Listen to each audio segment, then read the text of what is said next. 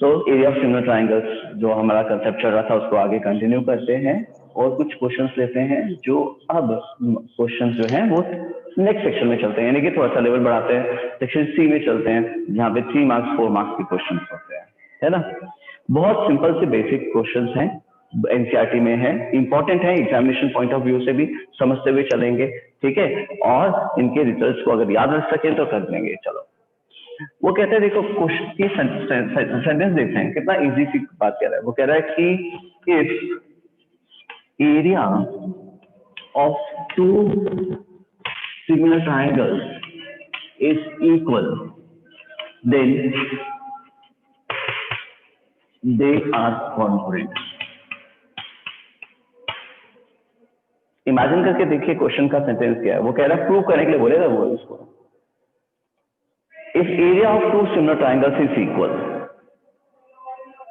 if the area of two similar triangles is equal, ठीक है, दो ट्राइंगल हैं, सिमिलर भी हैं, एरिया में इक्वल भी हैं, तो they need to be congruent. Prove it, suppose he says prove it, it is a statement, for me it is a statement, और आपके लिए भी एक स्टेटमेंट ही है। अगर आप इसको समझें कितनी प्यार, कितनी सिंपल सी बात वो पूछ रहा है या कह रहा है। वो कह रहा है दो सिमिलर ट्राइंगल्स हैं, हमने कहा ठीक है, सिमिलर ट्राइंगल्स छोटे बड़े हो सकते हैं, छोटा भी हो सकता है बड़ा भी हो सकता है। वो कहता है अगर सिमिलर ट्राइंगल्स हैं और एरिया में भी इक्वल हैं, if they are equal in area, okay ठीक है। अब गड़बड़ है, क्योंकि हम सिमिलर ट्राइंगल का एक और सिमिलर ट्राइंगल बना सकते हैं, चाहे उसको छोटा कर दे चाहे उसको बड़ा कर दे, ठीक है कर सकते हैं, लेकिन एरिया सेम रखना है, एरिया सेम रखना है, तो बराबर ही होंगे, फिर तो कॉन्फिडेंट होंगे, फिर तो जेरॉक्स कॉपी होगी, सिंपल सी बात है। क्योंकि हम छोटे बड़े तो कर सकते हैं, सिमिलर ट्राइंगल्स में एक ट्राइंगल छोटा हो एक ट्राइंगल बड़ा हो, ऐसा तो कर सकते हैं, लेकिन आप कह रहे हो एरिया में भी इक्वल है। अब वो एरिया में इक्वल है तो फिर भाई सिंपल सी बात है, हमने एक फोटो खिंचाई, हमें बहुत पसंद आई, हमारा बहुत अच्छा स्माइलिंग फेस आया, हमें बहुत अच्छा लगा, हमने कहा चलो भैया इसकी एक सिमिलर फोटो बना दो।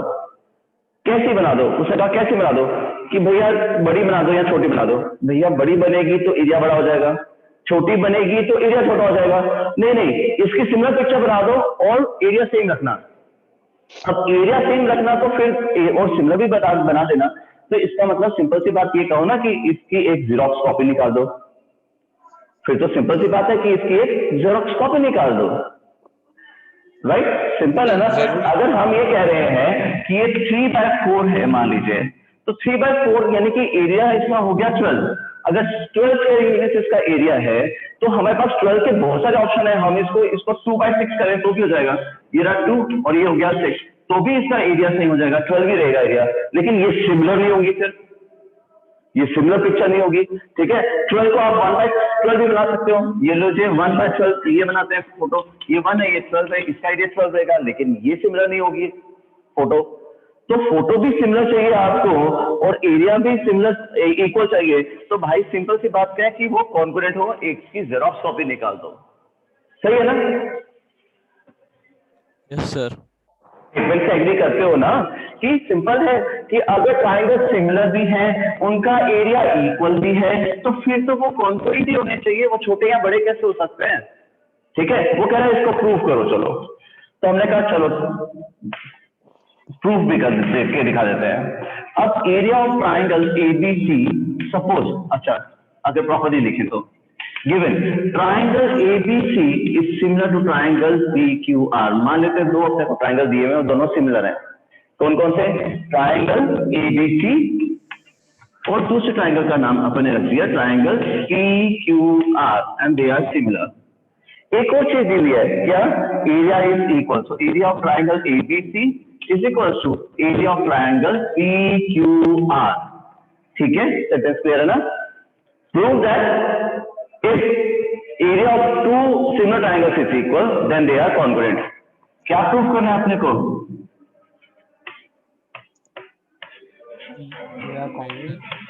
Yes, triangle ABC is congruent to triangle PQR, ये प्रूफ करना है ना। कंस्ट्रक्शन वगैरह की तो कोई जरूरत ही नहीं है, हम कह रहे हैं एरिया का क्वेश्चन है तो एरिया ऑफ सिमिलर ट्राइंगल्स की एक ही थ्योरम है, एक ही रूल है एरिया ऑफ सिमिलर ट्राइंगल्स के लिए, और वो ये है कि एरिया का रेशो उनकी करस्पॉन्डिंग साइड्स के रेशो के स्क्वायर के इक्वल होता है। सो हमने कहा कि area triangle ABC is to area of triangle P Q R किसके इक्वल होगा भाई? AB upon PQ। AB upon PQ का होल स्क्वायर। PQ का स्क्वायर, ठीक है, is equal to BC upon QR का whole square whole square is equal to BC AC upon upon PR PR का whole square. ठीक है, is equal to AC upon AC PR upon का, PR का whole square. Whole square. ठीक है ना? अब क्वेश्चन में ये कह रहा है कि एरिया सेम है, इक्वल है, तो यानी कि ये डिवाइड हो जाएंगे और 1 आ जाएगा यहाँ पे। Yes sir. भाई दोनों का एरिया इक्वल है तो इसका डिवाइड हो जाएंगे, वो दोनों डिवाइड हो जाएंगे, तो एरिया ये हो जाएगा ratio 1।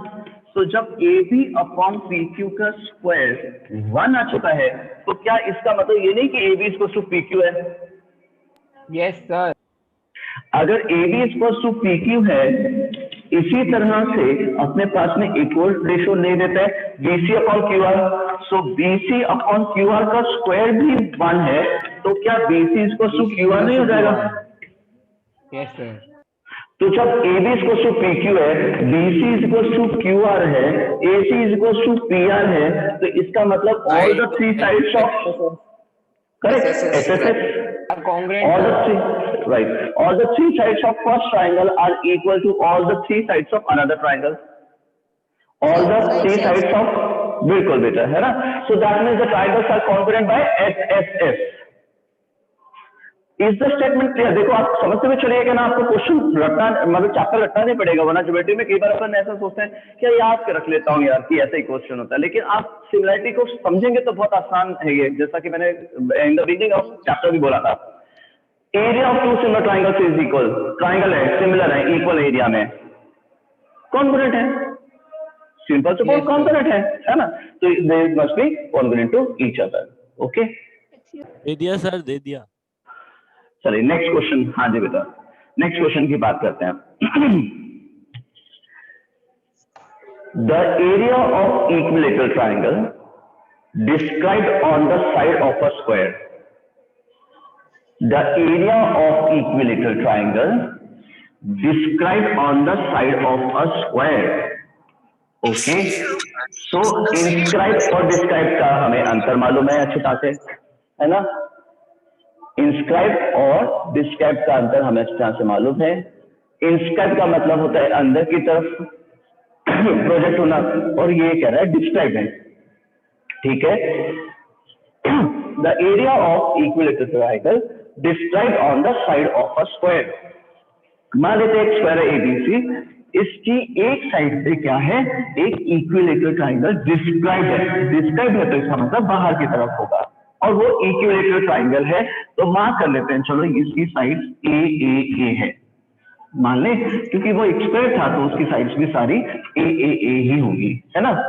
So the area of the question से the area of equilateral triangle describe on the side of a square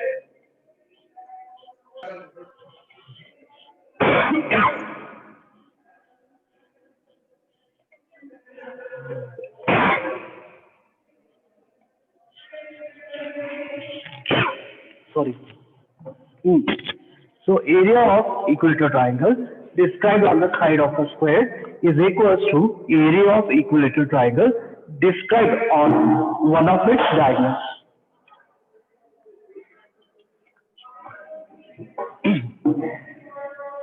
sorry, just wait। yes, so area of equilateral triangle described on the side of a square is equals to half the area of equilateral triangle described on one of its diagonals। is the question or the language clear? area of equilateral triangle, दोबारा से सुनते हैं। prove that area of equilateral triangle described on the side of a square, ठीक है? मान लेते हैं ये एक स्क्वायर है, इसकी एक साइड पे क्या है, इक्विलेटरल ट्राइंगल डिस्क्राइब है। डिस्क्राइब का मतलब और इंस्क्राइब का मतलब डिफरेंस हम जानते हैं, है ना? So the equilateral triangle is describe on the side of a square, ठीक है? The area of this triangle is half the area of equilateral triangle describe on one of its diagonals. इसका area अगर 25 centimetre square है suppose, तो the area of this triangle is half the area of equilateral triangle described on one of its diagonals.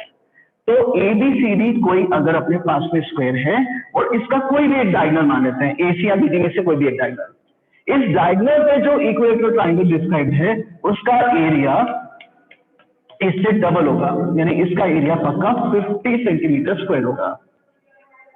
The area of triangle, area of equilateral triangle described on the side of a square is half the area of equilateral triangle described on one of its diagonals. Now is the statement clear? Yes sir.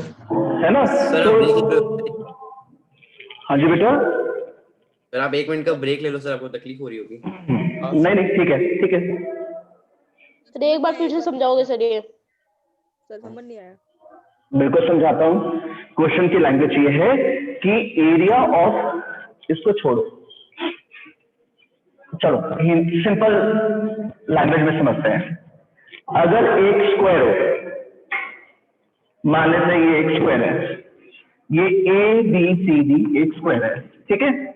इसके किसी भी side पे एक equilateral triangle describe है. Inscribe और describe का तो अंतर जानते हैं ना अपन.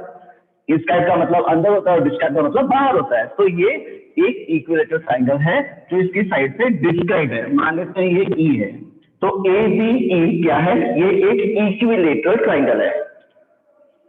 क्लियर है? द एरिया, या यूं कह लीजिए triangle, equilateral triangle describe on the side of a square. ठीक है. Another triangle, equilateral triangle is describe on it's one of its diagonals. Another equilateral triangle is describe on one of its diagonals. तो कौन सा diagonal मानूं? AC मानूं या BD मानूं? जो मर्जी मान लें. AC मान लें, चलो AC मान लेते हैं. ठीक है. इसमें क्या करना है? एक इक्विलेटरल ट्रायंगल बना लिया. तो ये इक्विलेटरल ट्रायंगल और दूसरा इक्विलेटरल ट्रायंगल कहाँ है वो समझ में आ गए? एक इक्विलेटरल ट्रायंगल तो है उसकी साइड पे और एक है उसके डायगोनल पे. एक इक्विलेटरल ट्रायंगल है उसकी साइड पे और दूसरा इक्विलेटरल ट्रायंगल है उसकी डायगोनल पे. क्लियर है? Yes sir. है ना? वो कह रहा है इसका एरिया, जो छोटा हुआ ट्रायंगल है आपको जो साइड पे ट्रायंगल है, इसका एरिया हाफ होगा इस इक्विलेटरल ट्रायंगल के. तो जो डायगोनल ट्रायंगल डिस्क्राइब है, मान लीजिए इसका एरिया 100 सेंटीमीटर स्क्वायर है, तो इस इक्विलेटरल ट्रायंगल का एरिया ये हमारे इम्पोर्टेंट क्लास है. होगी 50 होगा. बिल्कुल. सो साइड पे जो ट्रायंगल डिस्क्राइब है उसका एरिया अगर 50 सेंटीमीटर स्क्वायर है, तो जो डायगोनल पे डिस्क्राइब है उसका एरिया उससे डबल होगा. क्या अब क्वेश्चन का मतलब समझ में आ चुका? Yes Yes, sir, yes sir. Sir. Yes sir. तो ये प्रूव करना है अपने को. ये तो अपन ने एग्जाम्पल ही लिया, 50 और 100 हो जाएगा, है ना. चलो समझते हैं इसको और देखो, कोशिश करो जरा खुद करने की. आप इसको आराम से कर सकते हो. एक इक्विलेटरल ट्रायंगल है ABCD स्क्वायर के साइड पे मान लेते हैं ABE. इक्विलेटरल ट्रायंगल है, ध्यान रखना. इसी तरह से एक और इक्विलेटरल ट्रायंगल है इसके डायगोनल पे, BD पे भी हो सकता था, AC पे भी. वो अपन ने मान लिया ACF है. प्रूव करना है कि एरिया ABE हाफ होगा एरिया ACF के. कैसे करेंगे बेटा प्रूफ? सर अगर अपन डायगोनल को साइड के डबल कर देंगे तो? डायगोनल को साइड के कैसे डबल करेंगे? नहीं समझ में आया. अगर हम साइड को A मान रहे हैं, मान लीजिए, तो डायगोनल कितना होगा? पाइथागोरस थ्योरम से √2a होगा. ठीक है. Yes sir. ये √2a हो जाएगा ना. AB square plus BC square is equals to AC square. बिल्कुल सही है. A square plus A square is equals to AC square. 2a square is equals to AC square. So AC is equals to √2a. मेरे ख्याल से इसका बहुत ज्यादा description करने की मुझे जरूरत नहीं है 10th क्लास में. तो sir. Yes sir. है ना. सो अपन देख सकते हैं. क्या? एक मिनट रुके बेटा. क्या यहाँ तक क्लियर है सबको? Yes sir. ठीक. तो इसका मतलब इस इक्विलेटरल ट्रायंगल की सारी साइड्स हो जाएंगी √2a √2a √2a. यस है ना. क्या ट्रायंगल सिमिलर है? हाँ सर. Yes sir. But हाँ, रेशियो सेम है सर √2. चलो किस रूल से वेट? एक रूल है एंगल एंगल, एक है एस ए एस, एक है एस एस एस। किस रूल से ट्रायंगल से? S S sir S S sir S S S height S S S से और ए से ए एंगल एंगल से और 60 सर एस एस से भी हो जाएगा S S S S S root two तीनों से 60 है। Degree root two. ठीक है। अब मैं जो आपको जो बोल रहा है ना उनसे फिर वापस रिक्वेस्ट कर रहा हूँ। आपने एक बार बोला, दो बार बोला, तीन बार, कितनी बार बोलोगे यार एक ही चीज को आंसर? आपने बोला, अब आप चुप हो जाओ ना बस, ठीक है? Let the others also participate. Yes, चलो वापस आते हैं। आप में से किसी ने कहा कि एंगल एंगल, फिर किसी ने कहा एस एस, एक ने कहा एस एस एस ऑल्सो। क्या तीनों रूल से इतना सिमिलर है? हाँ, ये तीनों रूल से सिमिलर हैं। आप किसी से भी कर सकते हैं। दो इक्विलेटरल ट्राइंगल हमेशा सिमिलर होंगे किसी भी रूल से। देखिए ना, क्या एंगल एंगल क्राइटेरिया लगता है? बिल्कुल लगता है। सारे एंगल इसके 60 के हैं और इसके भी 60। Yes yes sir. So yes, दो इक्विलेटरल ट्राइंगल हमेशा सिमिलर होते हैं, हमें मालूम है, क्योंकि एंगल एंगल क्राइटेरिया लगता है। इस ट्राइंगल के तीनों एंगल 60 के हैं, तो वो भी इक्विलेटरल ट्राइंगल है, तीनों 60 के ही होंगे। एसएसएस लगता है क्योंकि सारी की सारी साइड्स का रेशो उस वाले ट्राइंगल्स के साथ में देंगे तो 1:√2 का रेशो आएगा। हम रेशो हमेशा सेम आएगा, रेशो सेम आता है और एंगल 60 डिग्री का आता है। तो अपने पास में तीनों रूल हैं, तीनों रूल में से किसी से भी अपन देखें तो ट्राइंगल हमारे सिमिलर हैं। बिल्कुल सही है। तो ऐसा करते हैं ना, सीधा मैं चलता हूँ इसकी मुद्दे पे कि अगर हम area triangle A B E का ratio triangle A C F के साथ ले लें तो वो ए बी अपॉन ए सी के स्क्वायर के रेशो के इक्वल होगा। यही था थ्योरम, चेक करो। Yes triangle A B E का ratio triangle A C F का रेशो अगर ले लेंगे तो करस्पॉन्डिंग साइड्स के रेशो के स्क्वायर के बराबर ही तो होगा वो, है ना? यही तो थ्योरम है। चलिए, so A B is a where A C is √2a और इसका स्क्वायर करेंगे तो अपने पास 1:2 ही तो आएगा, यस सर है ना? So question is clear I suppose. Sir A B upon वो ये है कि अपने पास में अगर आप एनसीईआरटी देखेंगे ना तो आप थोड़ा सा धोखा खा सकते हैं, क्योंकि उसमें ये पैलोग्राम जैसा दिया हुआ है। मैं वैसे ही फिगर बनाता हूँ, चलो, जैसे एनसीईआरटी ने धोखा देने की कोशिश की है। एक आपको ऐसा पैलोग्राम सा दिखाई देगा आपको एनसीईआरटी की बुक में, ठीक है? यहाँ पे दो ट्राइंगल दिए हैं उसने, एबीसी और ट्राइंगल एडीबी। याद रखिएगा कोऑर्डिनेटर नहीं है ये, एबीसीडी नहीं है। AB is the common base of two triangles, ABC और ट्राइंगल ADB का कॉमन बेस है AB, ठीक है? Say they is joined and both the diagonals are intersecting. You can say diagonals, let's call them diagonals, are intersecting each other at O. He says prove that in this figure, prove that area ABC is to area ABD is OC upon OD. Area ABC is to area ABD is OC upon OD. ये prove करना है। क्या हम prove कर सकते हैं? Yes sir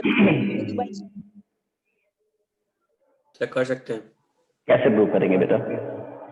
sir मैं पूछना था कुछ। इस पे आते हैं अगर बेटा। डायगोनल इंटरसेक्ट कर रहे हैं तो इसमें पैडोग्राम मान सकते हैं क्या? इंटरसेक्ट तो किसी के भी करते हैं, पैलोग्राम मान लेंगे।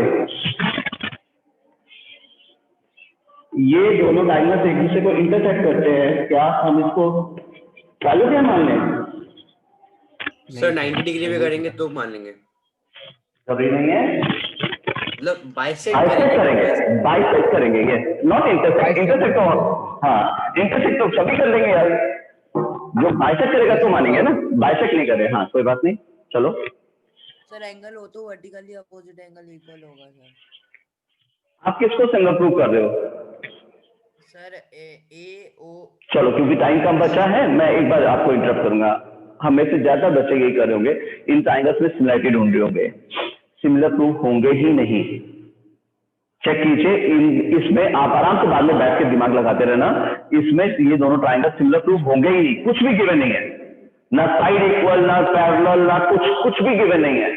बस ये दिया हुआ है कि ABC एक ट्राइंगल है ABD on the common base AB and C and D are on either side of it. CO is CD is joined intersecting AB at O, बस प्रूव कर दो ये वाला, ठीक है। अब यहाँ पे आते हैं इस क्वेश्चन को, जैसा मैंने कहा एक्सेप्शनल केस है, याद रखिएगा।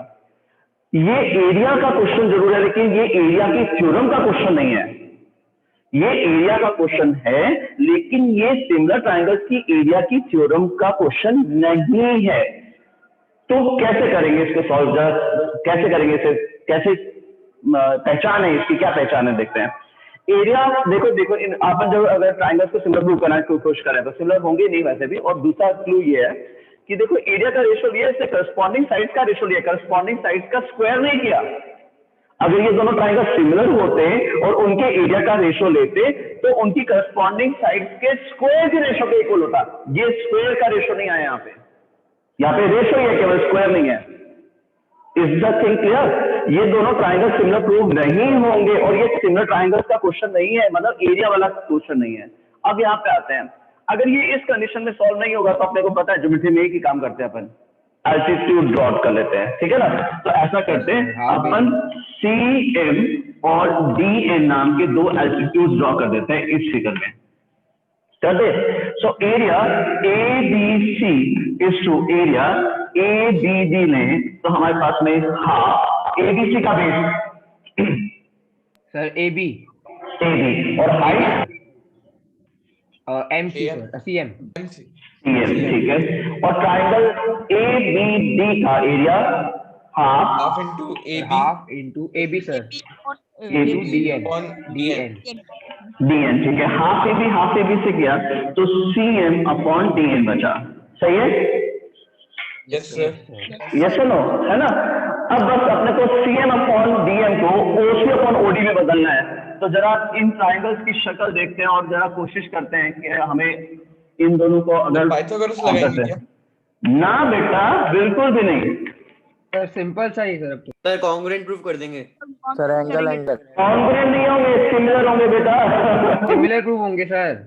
हाँ। सर O एंगल O और एंगल और M इक्वल हो गए एंगल N और एंगल O के, angle YAA criteria. Yes sir, just check, yes sir, yes they are similar. Now triangle CMO and triangle DNO are similar to each other। और ये गलती आपकी नहीं है, ऐसा मत सोचना कि मैंने गलती करी, कोई बात नहीं। हमें इतने साल तक कॉन्ग्रुएंसी पढ़ाई गई है, हमारे दिमाग से कॉन्ग्रुएंसी निकलती ही नहीं है। पहले तो वर्ड ही नहीं आता सिमिलरिटी, हम यही बोलते हैं ट्राइंगल्स आर कॉन्ग्रुएंट, ना फिर थोड़ा एक देर बाद आता नहीं अरे कॉन्ग्रुएंट नहीं, सिमिलर, ठीक है। तो triangles are similar. Triangle CMO is similar to triangle DNO by angle criteria. Is it clear to everybody? Just check. Yes, sir. Yes sir, Sir, OC upon OD is by CPST. Right. So जब हम CM upon DN को OC upon OD में convert कर देंगे तो अपने पास ये वाला रिजल्ट आ जाएगा। क्लियर है? यस सर, है ना।